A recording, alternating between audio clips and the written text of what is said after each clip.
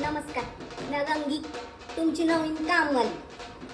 अगं किती उशीर? ओय, तू मला नाही सांगायचं किती उशीर करायचं ते. मी ठरवणार कधी यायचं आणि कधी काम संपून जातं. तुझी काही जुनी कामवाली वाटली काय का मी तुला? चल हो बाजूला. तिकडे मागे बघ थोडा कचरा राहिलाय. आता तू आधीच कपड्या काढायला लागलीस व्हय? अगं करते की, करू देत मला आधी सगळं.